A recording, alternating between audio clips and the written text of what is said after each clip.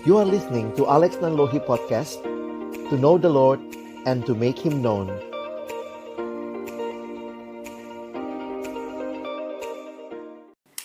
Mari sama-sama kita berdoa sebelum kita membaca merenungkan firman Tuhan. Kita berdoa. Benar ya Tuhan, hidup kami milik-Mu, kami persembahkan kepadamu, dan jadilah bukan seperti yang kami ingini, tetapi seperti yang Kau ingini. Kembali sore hari ini kami bersyukur kesempatan ibadah Tuhan berikan kepada kami. Kami sudah memuji nama-Mu Tuhan, menaikkan doa kami kepadamu, dan tiba waktunya bagi kami untuk membuka firman-Mu. Kami mohon, bukalah juga hati kami ketika kami akan membuka firman-Mu. Jadikanlah hati kami seperti tanah yang baik, supaya ketika benih firman Tuhan ditaburkan itu boleh sungguh-sungguh berakar, bertumbuh, dan juga berbuah nyata di dalam kehidupan kami. Berkati hamba-Mu yang menyampaikan, setiap kami yang mendengar. Tuhan, tolonglah kami semua, agar kami bukan hanya jadi pendengar-pendengar firman yang setia, tapi mampukan dengan kuasa dari Roh-Mu yang kudus, kami dimampukan untuk menjadi pelaku-pelaku firman-Mu di dalam hidup kami, di dalam masa muda kami. Bersabdalah ya Tuhan, kami umat-Mu sedia mendengarnya, dalam satu nama yang kudus, nama yang berkuasa, nama Tuhan kami Yesus Kristus. Kami menyerahkan pemberitaan firman-Mu. Amin. Ya, shalom teman-teman. Bersyukur buat kesempatan boleh sharing firman Tuhan dengan teman-teman, adik-adikku dari FKUI. Saya bersyukur buat kesempatan ini, dan saya coba share apa yang saya siapkan ada di PowerPoint. Jadi nanti sama-sama kita juga akan melihat ya tema yang diberikan kepada kita pada hari ini, Life at the Crossroad ya. Dan saya akan coba presentasi dalam waktu yang ada. Kalau nanti masih ada waktu yang tersisa, kita bisa untuk masuk tanya jawab sebentar ya. Nah, Life at the Crossroad, dari tujuan yang saya terima dari pengurus, sebenarnya kita akan melihat ya tentang satu topik yang tentunya ada yang bilang ini mah hoax katanya gitu ya. Quarter life crisis. Saya waktu coba baca dalam beberapa literatur, ada yang bilang, wah nggak ada tuh krisis-krisis sebenarnya. Semua orang tuh terlalu mendramatisir, kira-kira ada yang seperti itu. Tapi juga ada yang mengatakan, dan dalam studi-studi yang formal diteliti begitu ya, bahwa ada yang namanya quarter life crisis, di mana krisis ini mungkin beda kalau ada yang namanya krisis parubaya, midlife crisis. Nah, kalau orang dianggap kali umurnya 100, maka quarter life itu sekitar umur 25-an, atau ada periode antara umur 20 sampai umur 30 itu ada krisis yang dialami ya. Nah, karena ini masa-masa di mana teman-teman melihat ya bahwa masa di mana kalian juga ada di dalamnya, rata-rata dalam usia 20-an sampai 30-an, ada mungkin yang mahasiswa baru masih lebih di bawah ya. Tetapi ketika sudah mulai lulus begitu ya, sebenarnya dalam berbagai bidang studi juga saya pikir ada krisisnya masing-masing. Walaupun harus disadari buat teman-teman yang kedokteran, kalian tanda kutip ya jauh lebih pasti ya sekolah dokter, jadi dokter begitu ya. Nah, ini yang jadi banyak pergumulan buat teman-teman dalam bidang studi yang lain, di mana waktu lulus belum tentu jadi seperti yang mereka harapkan, dengan sulitnya lapangan pekerjaan, dengan hal-hal yang mungkin juga tidak seperti yang dibayangkan. Jadi ada bermasalah dengan kelulusan, lalu kemudian pekerjaannya apa, lalu ini masa-masa mulai menabung begitu ya. Karena kalau sudah mulai masuk masa bekerja, jadi bayangkan aja tuh, dari lulus sampai masa-masa awal itu krisis katanya ya. Saya bilang katanya karena sebenarnya waktu saya mikir-mikir dulu, saya ngalamin nggak ya? Ngalamin juga sih di awal-awal itu. Tapi akhirnya sadar ada hal yang lebih penting ya. Termasuk juga nanti buat teman-teman yang mulai berpikir tentang bagaimana membangun pernikahan dan seterusnya. Ini semua terjadi di kira-kira usia 20 sampai 30 tahun. Nah, ini ditambah lagi, ini belakangan makin seru saya pikir ya. Beda sekali dengan zaman saya waktu dulu lulus. Ini belum jadi sesuatu yang banyak digembar-gemborkan. Yang dulu lebih banyak dipermasalahkan adalah krisisnya remaja, ya. Jadi krisis masa remaja yang lebih banyak ditonjolkan. Tetapi sekarang kemudian ini juga jadi sesuatu yang banyak diangkat. Khususnya saya pikir di tengah-tengah kaum milenial maupun generasi Y yang kemudian banyak mengalami situasi seperti ini. Secara khusus juga di tengah-tengah, kalau Indonesia, karena kita tahu ada bonus demografi ya, bahwa ada jumlah anak muda yang cukup besar. Jadi bisa dibayangkan situasi krisisnya pun jadi sesuatu yang lebih real. Nah, teman-teman, saya ingin masuk sedikit pendekatan psikologi untuk kita mengerti bahwa dalam kehidupan itu ada tahapan krisis. Kalau kalian yang kedokteran juga tentunya ada belajar psikologi. Ada istilah yang dikenal dengan namanya developmental task, ya. Developmental task ini dalam bahasa Indonesia dipakai istilah tugas perkembangan. Kalau kalian belajar psikologi, kalian akan melihat bahwa sebenarnya di setiap tahapan umur, ya, tahapan umur, nah ini tergantung literatur apa yang dipakai. Ada yang membaginya 5, ada yang membaginya 6, ada yang membaginya 7. Jadi mereka mencoba mengkelompokkan setiap tahapan usia dan berusaha melihat bahwa di dalam setiap tahapan usia ada yang namanya developmental task, atau dalam bahasa Indonesia disebut sebagai tugas perkembangan. Nah, contoh ya, anak waktu bayi begitu ya. Nah, bayi itu ya setiap tahapan punya tugas perkembangan yang harus dia capai dengan baik. Contohnya bayi adalah mengenal lingkungan di sekitarnya. Nah, ini masa-masa bayi waktu masih awal begitu ya. Kalau kalian juga belajar tentunya di kedokteran, awal-awalnya semua tuh sistemnya oral ya. Dia kenal apa-apa tuh dimasukin mulut ya, dimasukin mulut. Itulah anak kecil kan. Jadi dia berusaha mengenal dunia di sekitarnya. Nah, kalian paling gampang begini deh. Coba lihat mainannya anak kecil. Pernah lihat ada mainan anak kecil di mana kalau kita pergi ke toko mainan yang baik, yang branded dengan baik, biasanya ada dituliskan mainan itu untuk umur berapa. Umur sekian sampai umur sekian. Rata-rata tuh kalau 0 sampai 3 tahun, ya khususnya kalau udah lewat setahun ya, 1 sampai 2 tahun sampai 3 tahun, itu mainannya biasanya lebih bersifat bentuk. Sehingga anak itu bisa memegang, melihat bentuk, terus kemudian mungkin bisa bunyi gitu ya. Lalu kemudian nanti juga mainannya itu mungkin warnanya cukup mencolok begitu ya. Jadi itu masa-masa di mana anak di usia itu diharapkan mengenal bentuk, mengenal warna, mengenal tekstur. Nah, itu tugas perkembangan yang harus dia lalui. Nah, sebenarnya ini banyak sekali teorinya yang kita bisa lihat, di mana setiap tugas perkembangan itu punya bagian yang harus dia penuhi. Dan kalau dia tidak dapat itu pada masa itu, nah maka itu mungkin akan jadi masalah di pertumbuhan selanjutnya.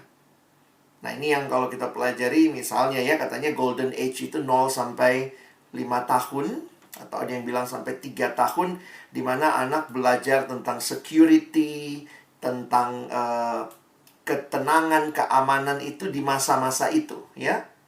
Jadi makanya biasanya kalau anak bayi nangis tuh makanya harus langsung dipeluk, didekap begitu ya.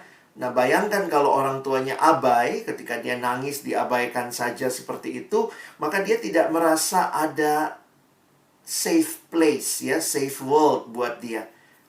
Nah, tapi itu di usia 0 sampai 5 tahun. Tapi kalau sudah lewat 5 tahun, kalau dia nangis pun orang tuanya malah yang harus belajar untuk menolong dia, berhadapan dengan dunia, kenapa nangis gitu ya, atau udah jangan nangis gitu. Nah, nanti masuk masa remaja misalnya, tugas perkembangan yang utama itu masalah identitas. Masalah identitas. Nanti masuk, nah ini lihat aja ya, ada satu bagan yang diberikan. Kalian bisa googling lah ya. Karena saya juga nggak dapat yang spesifik seperti yang saya mau sebenarnya. Kalau ini dia membaginya berapa tahap tuh? 1, 2, 3, 4, 5, 6 ya. Nah, lihat tugas perkembangannya tuh. Misalnya 0 sampai 5 tahun harus belajar jalan ya. Kalau dia nggak sampai di tugas perkembangan itu, nah itu jadi masalah nanti. Nah, perhatikan, nah dia mengkaitkan itu early adulthood. Early adulthood, nah ini masa-masa itu ya. Mulai cari pasangan, mulai membentuk keluarga, mulai membangun rumah, mulai membangun karir. Nah, ini kan logikanya sudah lulus kuliah ya. Nah, ini masa-masa di mana dia harus bisa melewati itu dengan baik.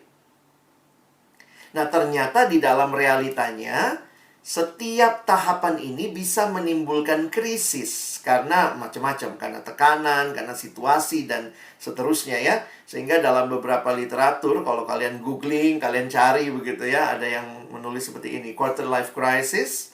Ini adalah galau di umur 20-an. Karena periode di mana orang berusia 20 mulai mengalami rasa ya insecurity, keraguan akan dirinya sendiri. Aku mampu nggak ya? Waktu kuliah sih bisa gitu ya, IP-nya luar biasa. Begitu lulus, waktu masuk dalam pekerjaan, nah mulai ada ketakutan begitu ya. Ada kecemasan, bisa juga demot gitu ya, hilang motivasi. Dan ini biasanya kaitannya dengan realita masa kini dan apa yang dia harapkan di masa depan. Jadi kadang-kadang terjadi krisisnya dalam bagian ini dikatakan perubahan besar pada masa transisi dari remaja akhir ke dewasa awal. Dan khususnya buat kita di Indonesia ya, bagaimana anak misalnya mulai tertekan tuh lulus kuliah tapi belum bisa bayar apa-apa sendiri gitu ya. Nah itu mulai ada krisis tuh ya. Bisa nggak ya saya hidup tanpa ketergantungan pada orang tua? Lalu kemudian kesadaran tak punya tujuan hidup, atau mulai tujuannya nggak realistis, atau mungkin direncanakan tapi nggak kejadian gitu ya. Pokoknya saya spesialis umur segini, pas umur segitu tes nggak lulus, gagal gitu ya. Terus banyak pilihan yang tersedia tapi nggak bisa menentukan yang mana yang tepat. Jadi mungkin buat yang mahasiswa baru mah ini masih jauh ya. Mungkin aduh saya mah krisisnya sekarang ngadepin dosen ini kayak apa ya. Gimana ya bikin tugas ini belajarnya kayak apa. Tapi yang mungkin akan lulus dan sudah mulai masuk ke OAS ya, mungkin ini akan jadi pergumulan buat kalian. Nah hal-hal yang jadi sumber kegalauan tuh ya, keuangan, terus kemudian masalah menikah sebelum 30 tahun begitu ya. Dan adalah masalah perubahan dalam karir. Nah jadi ya Kak Alex tidak lanjutkan, kalian bisa baca banyak hal gitu ya dalam literatur. Tergantung literatur apa yang dipakai, tapi kira-kira rata-rata sama nih ya.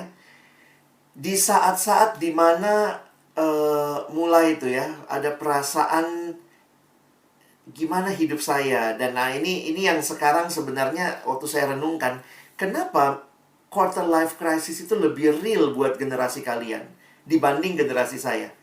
Karena sebenarnya juga kemajuan teknologi, salah satunya sosmed ya. Tanpa sadar lagi bengong, scrolling, lihat status orang, IG orang, terus mulailah lihat, ih gile, dia udah masuk spesialis gitu ya. Nah itu tuh bisa tuh, gila gila enak banget liburannya ke sini, gila duitnya nggak berseri ya. Nah jadi akhirnya yang terjadi adalah kita mulai membandingkan diri dan hidup kita dengan orang lain, yang khususnya seusia. Jadi memang ini masa-masa dimana kalian paling banyak kalau lihat pengguna internet tuh paling banyak di usia 20-an. Saya juga baru sadar gitu ya, pengguna internet itu bukan ada di usia remaja paling banyak. Dari survei di Indonesia itu yang paling banyak sebenarnya 25-35 pengguna internet. Dan itu masa-masa dimana khususnya 25 itu ya, mulai tuh merasa saya mulai mencapai sesuatu dalam hidup dan seterusnya. Dan terbiasa juga kan, kita udah terbiasa apa-apa diposting gitu ya. Dan itu ternyata bagi kita bisa sebagai postingan bentuk pencapaian ya. Pokoknya ada gitu, sebelum usia 30 saya sudah mengunjungi 80 negara di dunia. Wah ada cita-citanya unik-unik gitu ya. Sehingga waktu dia posting, nah ternyata yang lain mungkin bisa jadi sumber krisis gitu ya, postinganmu tanpa sadar. Ya kita nggak bisa nyalahin yang posting ya, tapi sebenarnya yang bisa kita kontrol adalah diri kita. Nah, waktu saya melihat apa sih sebenarnya yang Alkitab sampaikan, kalau di setiap tahapan hidup ada krisis, sebenarnya Alkitab memberikan jawaban kepada kita, harusnya kita punya satu security. Jadi kalau muncul insecurity, nah kamu punya security-nya di mana? Nah, saya pikir ini yang lagi dan lagi diingatkan kepada kita. Siapakah diri kita? Mungkin kita sudah bosan juga dengerin ya. Tapi saya pikir ini benar-benar jadi realita nih ya. Ketika dalam sebuah simposium pelayanan untuk kaum muda, akhirnya dalam simposium itu kami menyimpulkan bahwa memang generasi muda, nah saya kategorikan muda itu ya sampai 35 lah ya kalau perlu ya, itu sangat butuh identity yang firm. Karena kalau enggak, kita gampang banget goyah. Ini katanya generasi yang lagi alami krisis identitas. Dan sebenarnya identitas juga sekali lagi bukan cuma tugas perkembangannya anak remaja, tapi saya pikir ini juga jadi tugas perkembangan seumur hidup kita yang seringkali yang paling mudah digoyang dalam hidup kita tuh identitas kita. Kadang-kadang kita nggak memandang diri dengan tepat. Satu sisi bisa memandang terlalu tinggi, jadi sombong. Bahkan juga bisa memandang terlalu rendah, jadi minder. Nah teman-teman, hari ini saya ingin mengajak kita melihat bagaimana Alkitab juga menjelaskan kepada kita tentang identitas kita. Jadi ini bukan hal yang baru mungkin, tapi saya pikir ya Tuhan ingatkan sekali lagi. Nah perhatikan dalam beberapa konsep yang dunia tawarkan, identitas itu jadi sesuatu yang banyak menjadi tema belakangan ini. Contoh lah ya, kalian nonton film superhero deh. Coba deh lihat film superhero yang kita suka gitu ya. Belakangan-belakangan bukan kekuatan superhero-nya yang ditampilkan, tapi kemudian pertanyaan tentang identitas. Wah itu unik tuh. Saya penikmat film juga. Saya lihat ya dalam beberapa perkembangan film terakhir, kayak tiba-tiba dia nggak tahu dia papanya yang mana ya, Luke Skywalker misalnya gitu ya. Dia nggak tahu sebenarnya mamanya yang mana, kenapa mamanya nggak menginginkan dia. Lucu juga ya, film superhero yang dulu ditampilkan dia flawless, tidak ada salahnya, nggak ada cacatnya, tapi sekarang kemudian superhero pun digambarkan bergumul dengan identitas. Nah salah satu cultural worldview yang bisa kita perhatikan, ada yang mengatakan begini, mau tahu apa pergumulan orang sekarang, lihat film yang mereka tonton katanya. Karena film yang ditonton itu mewakili pergumulan, makanya laku. Jadi sebenarnya waktu saya perhatikan, ini pergumulannya identitas nih. Nggak tahu dirinya siapa. Lalu kemudian yang terjadi adalah menariknya gini, jawaban yang dikasih adalah apa? Siapa kamu sesungguhnya adalah siapa kamu menurut dirimu. Who you really are. Makanya kalimat-kalimat just follow your heart. Ikutin aja kata hatimu. Ikutin aja apa yang lu temukan. Find the hero. That the hero lies in you. Gitu ya. Kata Mariah Carey ya. Jadi terus orang disuruh lihat ke dirinya. Dan waktu saya perhatikan nggak ada tuh di Alkitab follow your heart. Alkitab jelas sekali mengatakan hati itu sudah berdosa. Betapa liciknya hati, Yeremia mengatakan lebih licik dari segala sesuatu. Jadi ketika dunia sedang bicara follow your heart, no, we must follow God's word. Nah itu harus jelas. Jadi kadang-kadang kita berpikir kita tahu loh tentang identitas. Saya juga awal-awalnya mikir, ya ini apalagi anak-anak persekutuan, kayaknya udah sering dibicarain identitas. Tapi jatuhnya kita, kegagalan kita, krisis demi krisis yang kita alami, nggak jauh-jauh tuh dari our identity. Ketika kita nggak bisa masuk spesialis, mulai ngerasa lemah, merasa down. Ketika misalnya nggak bisa seperti teman kita, dia kayaknya bagus banget nilainya, kita enggak. Nah itu gampang sekali kita memandang diri entah terlalu tinggi atau terlalu rendah. Nah, bagaimana kita melihat hal ini? Saya pikir yuk kita balik ke Alkitab ya. Alkitab memberikan kepada kita jawaban tentunya atas setiap pergumulan yang dialami oleh manusia. Saya pikir Tuhan peduli dengan kita, Tuhan care dengan pergumulan kita. Di dalam kitab Kejadian ini mencatat awal mula segala sesuatu, termasuk awal mula manusia. Nah, Kejadian 1, 26, 28, saya sudah tuliskan ayatnya semua di depan. Jadi kita coba lihat ya di screen. Berfirmanlah Allah, baiklah kita menjadikan manusia menurut gambar dan rupa kita, supaya mereka berkuasa atas ikan-ikan di laut, dan burung-burung di udara, dan atas ternak, dan atas seluruh bumi, dan atas segala binatang melata yang merayap di bumi. Maka Allah menciptakan manusia itu menurut gambarnya. Menurut gambar Allah diciptakannya dia, laki-laki dan perempuan diciptakannya mereka. Allah memberkati mereka, lalu Allah berfirman kepada mereka, beranak cuculah dan bertambah banyak, penuhilah bumi dan taklukkanlah itu, berkuasalah atas ikan-ikan di laut dan burung-burung di udara dan atas segala binatang yang merayap di bumi. Alkitab dibuka dengan menggambarkan awal mula segala sesuatu, termasuk awal mulanya manusia. Dan jelas sekali dari ayat-ayat yang kita baca, Alkitab menyatakan manusia adalah ciptaan Allah. Nah, apa yang terkandung dalam konsep cipta? Kalau seseorang disebut pencipta, saya kasih contoh saja. Kalau misalnya saya adalah pencipta benda ini gitu ya, tab saya ini, misalnya saya pencipta benda ini. Nah, numpang tanya, waktu pertama kali dicipta, itu punya siapa? Ketika saya mencipta sebuah barang, sebuah benda, pertama kali dicipta, maka benda itu milik penciptanya. Ya, itu sudah jelas. Jadi di dalam konsep penciptaan ada konsep kepemilikan, ada konsep kuasa, tuan.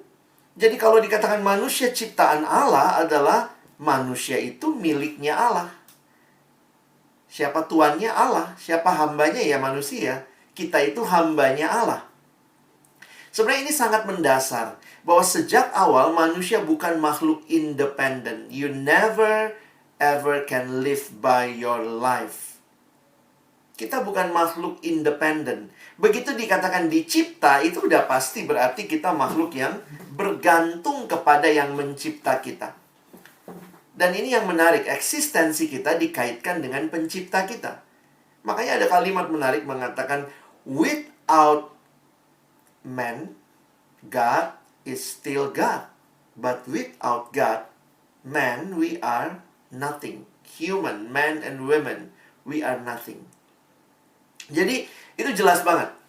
Kalau kita mau bilang tidak butuh Tuhan, kita menyangkali satu realita awal yang dinyatakan bagi kita di dalam firman Tuhan. Tentunya sebagai anak Tuhan, kita melihat inilah realita kehidupan kita. Kita ciptaan Allah. Tapi lebih jauh dari itu, dikatakan di Kejadian 1 tadi ayat 27, kita itu diciptakan menurut gambar Allah. Menurut gambar Allah dalam terjemahan bahasa Inggris, in the image of God. Allah menciptakan kita menurut gambarnya. Nanti kita masuk lebih dalam ke situ ya. Tapi ada pertanyaan menarik secara teologis. Waktu Allah menciptakan kita pertama kali, muncul pertanyaan ini. Allah menciptakan kita untuk siapa? Apa Tuhan ciptain kita sekedar iseng gitu? Aduh, nggak ada mainan, bikin manusia gitu ya. Nah, kalau udah dibikin, pertanyaannya Tuhan ciptakan kita tuh untuk siapa sih? Nah, di dalam pemahaman teologi ya yang tepat, saya pikir kalimat ini jadi menarik nih. Allah menciptakan manusia pertama dan terutama. Bukan bagi manusia yang lainnya. Bukan bagi sesama. Tapi Allah menciptakan manusia bagi dirinya. Nah, dari poin ini kita jadi sadar gitu ya. Nah, kita coba elaborasi lagi. Kalau kita diciptakan bagi Allah, maka berarti kita adalah makhluk yang harus selalu berelasi dengan Allah. Kan Dia ciptakan kita buat dirinya. Karena itu di dalam pemahaman ini dikatakan manusia adalah makhluk yang menyembah. Karena kita diciptakan oleh Allah untuk Allah, maka kita akan selalu menyembah Allah. Itu default setting kita. Manusia adalah homo adoramus. To worship is human. Saya jadi ingat bukan pengalaman ya, waktu pernah nonton ini ya, yang kecil-kecil kuning tuh. Ya, kita tahu Minion ya. Minion itu kalau film kartunnya nolong kita menghayati, Minion itu selalu cari tuan untuk dia layani. Kalau kita ingat ya, sayangnya memang dia selalu cari tuan yang paling jahat. Nah, sebenarnya waktu saya perhatikan, that is what is all about us. Itu tentang manusia. Manusia itu adalah makhluk yang menyembah, karena itu kita selalu cari yang kita sembah. Dan harusnya yang kita sembah adalah Allah. Sayangnya manusia dalam kejatuhan, setelah kejatuhan dalam dosa, manusia mencari yang bukan Allah. Itu yang mengerikan. Jadi kalau demikian, manusia makhluk yang menyembah, manusia harusnya menyembah Allah, maka manusia hanya menemukan kepuasan sejati di dalam penciptanya. Nah, ini clear. Kepuasan sejati itu bukan dari ciptaan, tapi dari pencipta. Beda ya? Jadi kalau engkau define yourself, if you define your success, yourself, your self-esteem dari ciptaan, kita miss the whole point of being a human. Nah, coba lihat krisis-krisis yang kita alami ketika kita melihat kita nggak dapat uang seperti orang lain, kita nggak dapat kita nggak bisa dapat achievement seperti orang lain. Somehow kadang-kadang saya pikir sedih juga ya. We put our self-esteem hanya kepada sesuatu yang sebenarnya bukan pencipta, tapi ciptaan. Saya selalu ingat gitu ya, kalimat Yesus. Kadang-kadang gampang banget lupa. Yesus bahkan ngomong gini, untuk apa seorang memperoleh seluruh dunia ini, tapi ia kehilangan nyawanya?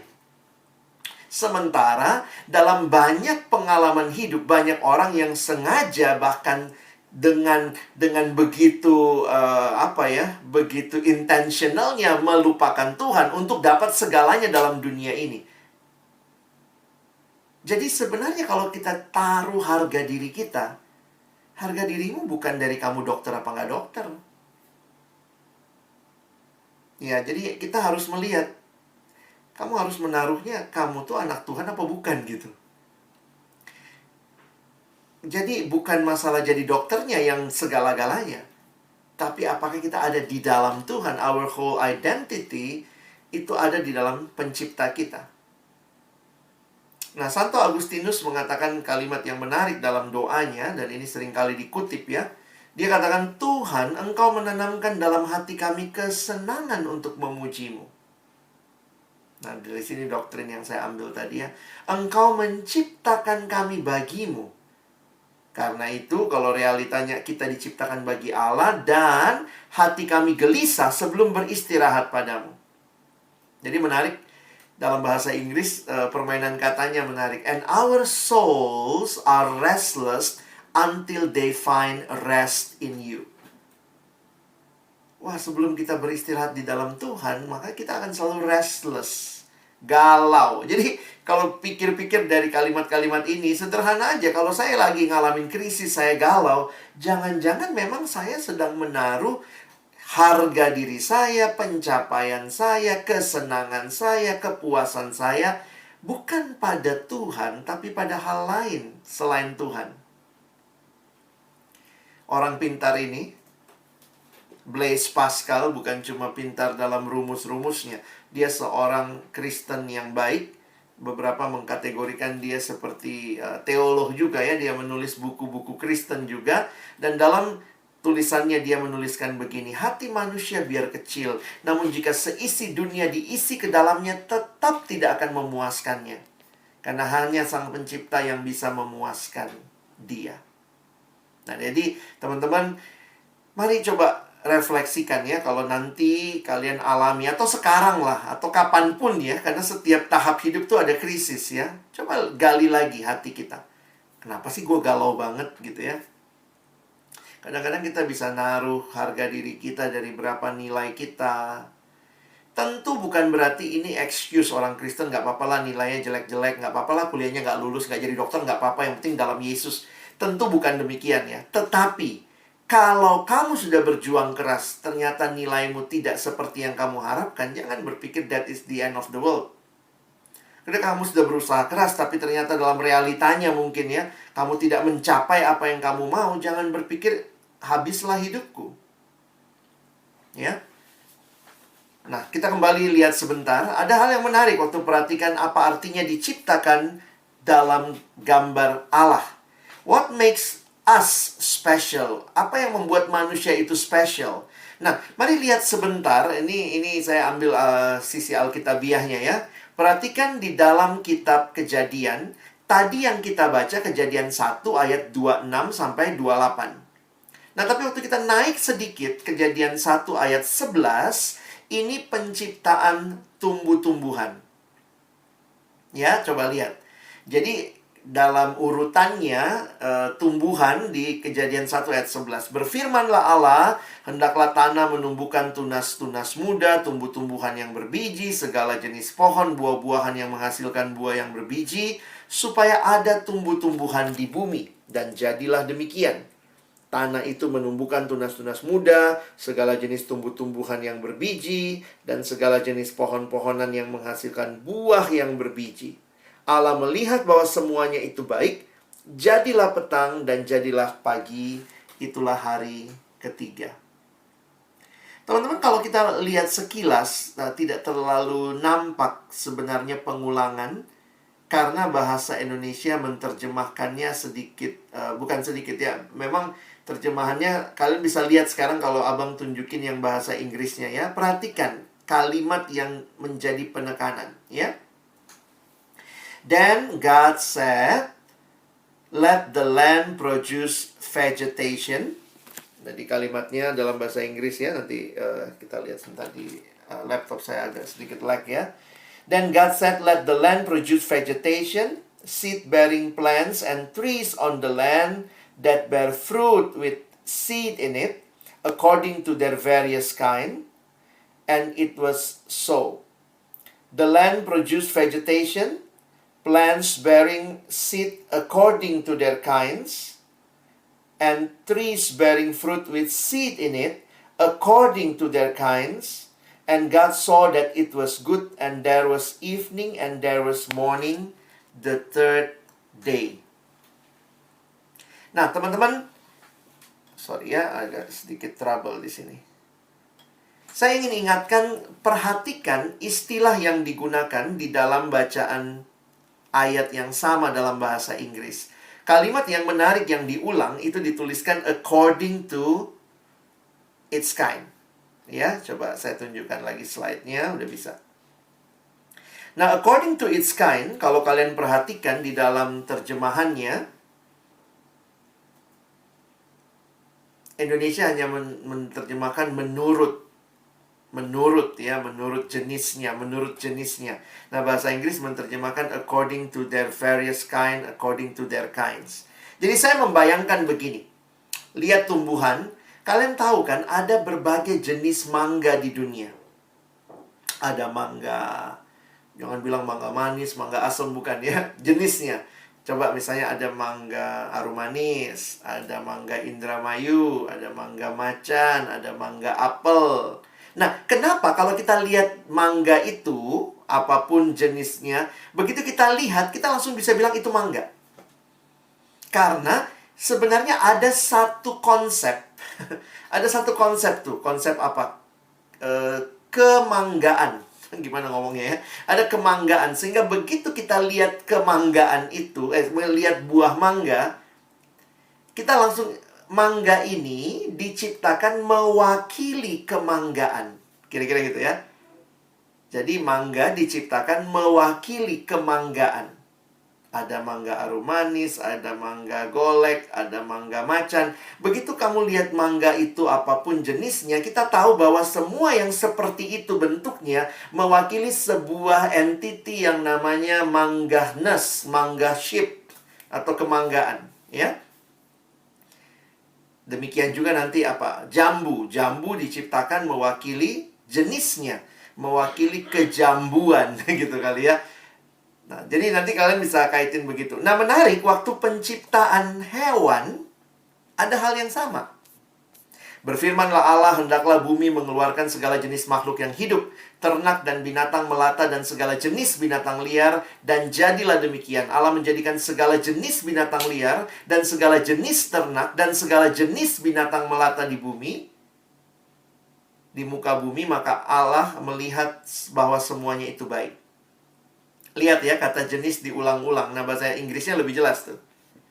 According to their kinds, according to their kinds gitu ya. According to their kinds, according to their kinds. Contoh, teman-teman pernah lihat yang namanya gajah ada di mana aja? Di Thailand ada, di India ada, di Lampung ada, di Afrika ada. Kenapa begitu lihat benda atau hewan yang seperti itu, kita langsung bilang, oh ini namanya gajah. Karena bagaimanapun bentuknya, waktu kamu lihat, karena mereka diciptakan mewakili, gajah diciptakan mewakili kegajahan. Kira-kira gitu kali ya. Gajah mewakili kegajahan, anjing mewakili keanjingan, ya, dengan berbagai jenis anjing gitu ya. Semut mewakili kesemutan gitu ya. Nah, kenapa ini jadi menarik? Kalau saya simpulkan gini ya, tumbuhan dan hewan itu diciptakan Allah menurut jenisnya untuk mewakili jenisnya. According to its kind. Tetapi begitu Allah menciptakan manusia, perhatikan. Manusia diciptakan menurut gambar Allah. Manusia adalah satu-satunya makhluk yang diciptakan menurut gambar Allah, yang artinya manusia diciptakan mewakili Allah. Ingat baik-baik. Engkau dan saya tidak mewakili kemanusiaan. Bukan. Kita tidak diciptakan mewakili kemanusiaan according to humankind, humanness, no. Kita diciptakan mewakili Allah. Manusia itu ciptaan Allah. Kalau begitu, identitas manusia itu datangnya dari mana?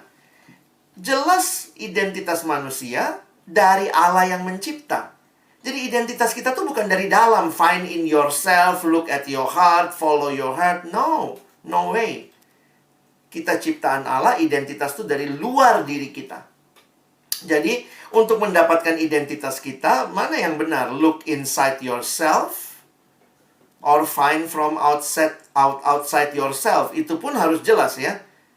Outside-nya dari mana? Dari creation, from another creation, atau dari creator? Harusnya dari creator.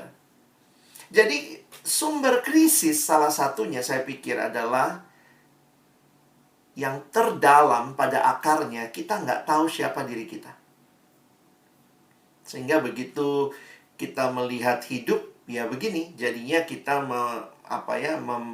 memaknai hidup, mendefinisikan hidup dari berbagai hal yang kita lihat di dalam diri kita. Nah, saya coba masuk bagian terakhir sebagai respon. Apa harusnya yang jadi respon kita ya? Sebenarnya menarik sekali. Allah menciptakan manusia untuk memiliki relasi personal dengan Dia. Tuhan tidak hanya ciptakan kita selesai. Makanya beda dengan seluruh makhluk yang lain. Sebagai gambar dan rupa Allah, Allah yang menciptakan kita adalah Allah yang Tritunggal, pribadi Tritunggal. Maka Dia menciptakan kita pun dalam relasi dengan satu sama lain manusia. Tapi yang pertama dan terutama, karena Dia menciptakan kita bagi dirinya, Tuhan menciptakan kita dalam relasi dengan Dia. Saya senang kalimat dari Nicky Gamble ini. Dia mengatakan, pria dan wanita diciptakan untuk hidup dalam relasi dengan Allah, dalam hubungan dengan Allah. Tanpa hubungan tersebut akan selalu ada rasa lapar, sebuah kekosongan dan sebuah perasaan yang hilang. Ini gambaran hidup yang terputus hubungan dengan Tuhan. Karena Tuhan maunya berrelasi dengan kita. Nah, menariknya, relasi seperti apa sebenarnya yang manusia cari? Nah, dari kalimat ini saya bisa menyimpulkan, Nicky Gamble melanjutkan, tidak ada satupun hubungan manusia yang dapat memuaskan atau yang dapat terus bertahan. selalu akan ada sesuatu yang hilang. Itu karena kita diciptakan untuk hidup di dalam hubungan dengan Allah. Teman-teman ingat, tidak ada satupun ciptaan yang bisa memuaskan kita, apapun namanya. Dan tidak ada satupun relasi yang sifatnya manusiawi, duniawi bisa terus bertahan. Contoh pacar. Pacar bisa memuaskan kita? Dalam hal kepuasan yang terdalam hanya Tuhan yang bisa berikan. Apakah ada pacar yang nggak bisa mati? Terus bertahan? Nggak. Orang tua kita bisa meninggal, pacar kita bisa meninggal, sudah menikah pun salah satu bisa meninggal duluan. Berarti semua hubungan ada batasnya. Tapi manusia, kenapa kita selalu mau hubungan yang tidak terbatas dan terus-menerus memuaskan? Itu adalah bukti bahwa kita tuh diciptakan untuk berelasi dengan pribadi yang kekal. Satu-satunya yang bisa memuaskan kita dan hubungan dengan dia akan terus bertahan. Karena itu teman-teman, sekali engkau memiliki hubungan dengan Allah, relasi dengan Allah, maka tujuan dan arti kehidupanmu akan semakin jelas. Dan bersyukur, di dalam Kristus, Allah yang memberi jalan kita datang kepada Dia. Bukan sebaliknya ya. Kita bisa datang itu karena Allah yang membuka jalan. Kristus mati bagi kita. Bukan kita yang mencapai surga, tapi Allah yang datang ke dunia. Karena itu, ini kesimpulan saya untuk kita dalam krisis apapun ya. Your identity and purpose come from God. Kita gali sebentar. What is your identity ya? Your identity. Nah, our true identity ini sebenarnya at the same time give us both ya. At one point we need to be humble. Karena kita image of God. Kalau kita image, maka ingat, kita tuh bukannya Allah. Kita cuma gambarnya Allah. Jangan sombong.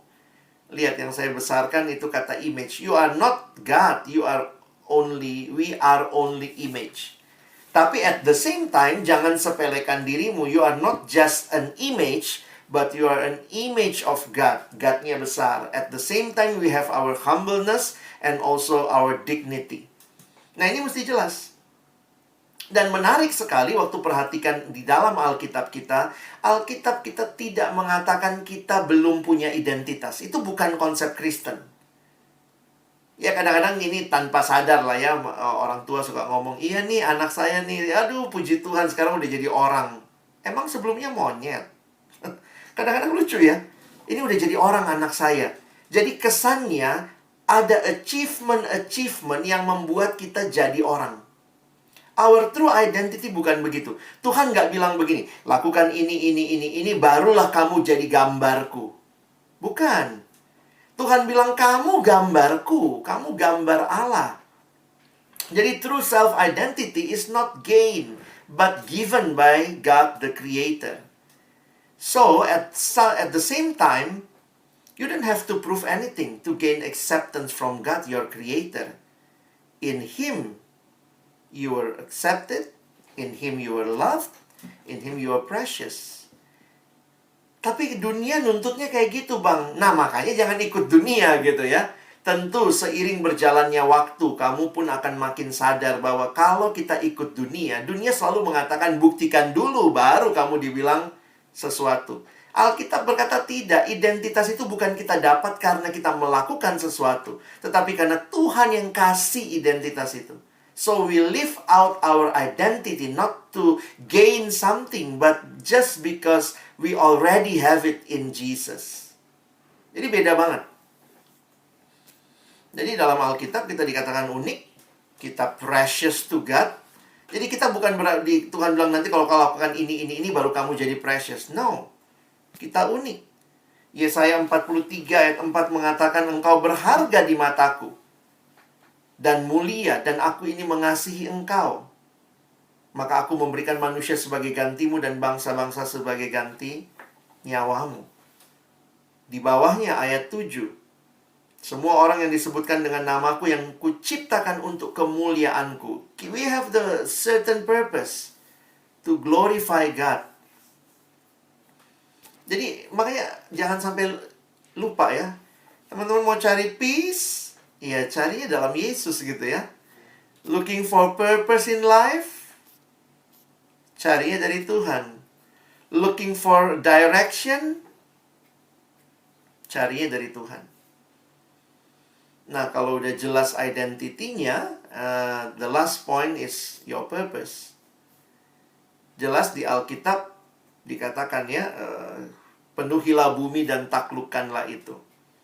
Nah, tentu ini panggilan buat kita untuk melakukan bagian kita dalam dunia milik Allah. Ya, beranak cucu, bertambah banyak dalam hal membangun keluarga. Tapi juga bagi saya, perhatikan, di dalam mengelola bumi ini, itu panggilan kita.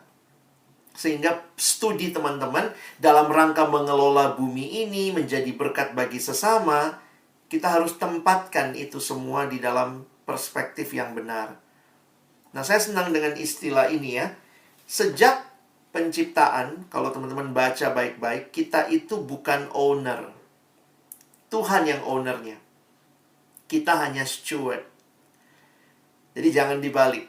Seringkali krisis itu kita alami karena kita merasa kita ownernya. Kita owner of our life, kita owner of this world ya. Our purpose is to gain many things as an owner. No, kita tuh cuma steward. God is the owner. Makanya ini istilah yang seringkali dipakai adalah penata layan. Dan karena dia owner, maka all the glory to the owner, not kepada kita ya, yang cuman steward begitu. Saya pikir sama kayak anak kos ya. Bayangkan kalau anak kos, misalnya dia kos di satu kosan, kamarnya 20-an kamar di situ. Terus anak kos itu membanggakan, gila ya, ini rumah gue besar banget. Kita bisa ketawa, gila cuman kos di situ, bilangnya punya dia gitu. Kadang-kadang kita kayak gitu di dunia milik Allah ya. Ini semua pinjaman kok. Tuhan kasih pinjam kepintaran, kreativitas, talenta, and then we say it's mine. Ini punya saya. Sehingga tidak heran banyak manusia memakai berkat-berkat Allah untuk memuliakan diri. Lupa bahwa berkat Tuhan itu harusnya membawa kemuliaan bagi Tuhan, Sang Pemberi berkat. Nah, jadi bagaimana mengatasi krisis ini? Ya, saya tuliskan ya. Pertama ini, we trust God lah. Ya, ini bukan basa-basi. When we trust God, the future always holds hope. Tapi di sisi lain juga coba ingat bahwa kita nggak pernah di Alkitab, kalian cari semuanya, di Alkitab tuh kita nggak pernah diminta membandingkan diri. Ya, di Alkitab kita hanya diminta untuk percaya kepada Tuhan, dan kita bisa meneladani orang lain. Di Alkitab banyak, teladanilah, ikutilah teladanku, kata Paulus. Tapi kita nggak pernah diminta membandingkan. Karena kalau bicara apa yang saya punya, yang orang lain nggak punya, itu bicara Tuhan yang mempercayakan kepada setiap orang menurut kemampuannya. Kita nggak pernah bisa membandingkan. Tuhan, kenapa dia punya 5 talenta? Kenapa saya cuma 1? Kenapa dia punya 2? Kenapa saya cuma 1? Atau yang 5 bilang, Tuhan berat banget sih, gue 5, dia 1 doang gitu ya. Nggak. Setiap orang diberikan talentanya masing-masing. Tapi kita harusnya percaya kepada Tuhan bahwa dia memberikan kepada kita yang terbaik. Jadi kita nggak usah banding-bandingin diri sama yang lain ya. Nah, di mana Yesus dalam krisis-krisis hidup kita ya? Ada satu ayat yang berkesan buat saya sebagai penutup. Di dalam 1 Petrus 1 ayat 3 dan 4. Teman-teman, waktu saya baca ulang ayat ini, menghayati, saya menikmati ya kalimat yang saya buat dalam warna yang berbeda. Terpujilah Allah dan Bapa Tuhan kita Yesus Kristus, yang karena rahmat-Nya yang besar telah melahirkan kita kembali oleh kebangkitan Yesus Kristus dari antara orang mati kepada suatu hidup yang penuh pengharapan. Seringkali krisis yang kita alami karena kita nggak punya pengharapan hidup. Kita nggak tahu lagi, pengharapan kita udah ganti, bukan sama Tuhan tapi sama uang. Bukan sama Tuhan, tapi sama kesuksesan karir kita. Tapi ini yang paling basic. Kebangkitan Yesus membawa hidup yang penuh pengharapan. Dan akhirnya ayat 4, untuk menerima suatu bagian yang tidak dapat binasa. Ini yang kekal semua ya. Yang Tuhan berikan bagi kita pada akhir zaman, pada waktu Tuhan, yang tidak dapat binasa, yang tidak dapat cemar, yang tidak dapat layu. Kemarin saya ada satu urusan untuk dosen. Saya harus kirim foto ijazah saya. Salah satu ijazah yang saya kirim ya ijazah UI kan. Selain S2 saya dalam bidang teologi, saya foto ijazah. Kadang-kadang saya pikir, ya ampun, gue kuliah sekian tahun cuma dapat selembar doang. Terus sudah mulai kumel-kumel ya warnanya kan. Saya lulusnya udah cukup lama. Iya ya, ijazahku bisa lapuk gini ya. Saya udah plastikin, bagus gitu ya. Tapi yang Tuhan janjikan sesuatu yang tidak dapat binasa, tidak dapat cemar, dan tidak dapat layu. Sebenarnya sangat bodoh kalau hidup kita hanya fokus sama hal-hal yang sekarang. Tentu kalau kita punya hal yang sekarang, ingat prinsip penatalayan. Lakukan, berikan yang terbaik. Pakai karuniamu, talentamu untuk memuliakan Tuhan. So you can live differently. Waktu orang ngalamin krisis, harusnya kita live differently ya. Why? Because we have a living hope. Why we have a living hope? Because we have a living Savior. Mari jalani hidup, apapun krisisnya, apapun insecurity yang kita alami, there is always God, Jesus. Dialah pegangan kita untuk melangkah maju. Kiranya Tuhan menolong kita, bukan hanya jadi pendengar firman, tapi jadi pelaku firman. Mari kita berdoa. Tuhan, terima kasih, setiap kebenaran boleh kami renungkan dan memerdekakan hati kami. Mungkin setelah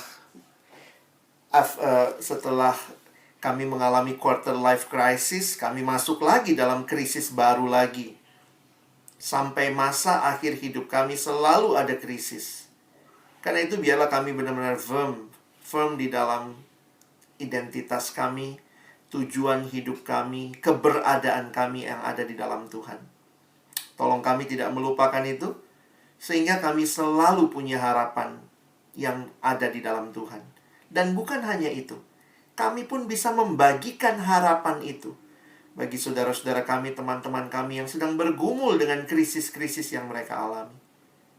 Tolong, akhirnya kami bukan cuma jadi pendengar firman, tapi jadi pelaku firman dan jadi orang-orang yang menyaksikan Kristus yang hidup dalam diri kami. Terima kasih Tuhan, dalam nama Yesus kami berdoa. Amin.